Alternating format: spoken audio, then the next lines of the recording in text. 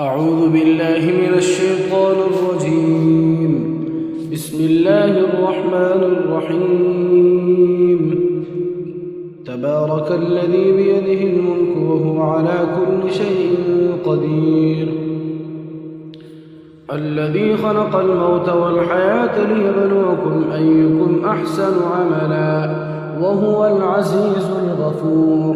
الذي خلق 7 سماوات طباقا ما ترى في خلق الرحمن من تفاوت فارجع البصر هل ترى من فطور ثم ارجع البصر كرتين ينقلب إليك البصر خاسئا وهو حسير. ولقد زينا السماء الدنيا بمصابيح وجعلناها رجوما للشياطين وأعتدنا لهم عذاب السعير.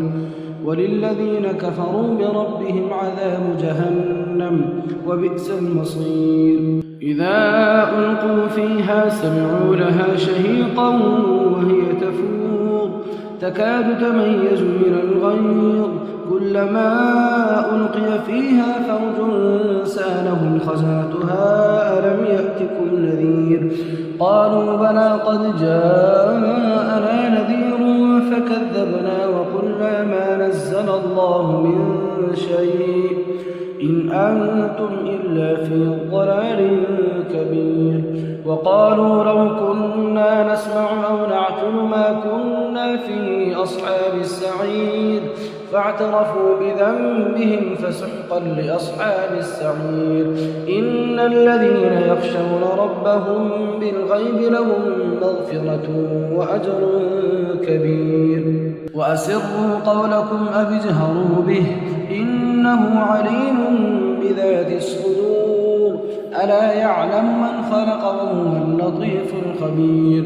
هو الذي جعل لكم الأرض ذلولا فامشوا في مناكبها وكلوا من رزقه وإليه النشور. أأمنتم من في السماء أن يخسف بكم الأرض فإذا هي تمور أم أمنتم من في السماء أن يرسل عليكم حاصبا فستعلمون كيف نذير. ولقد كذب الذين من قبلهم فكيف كان نكير. أولم يروا إلى الطير فوقهم صافات ويقبض ما يمسكهن إلا الرحمن إنه بكل شيء بصير.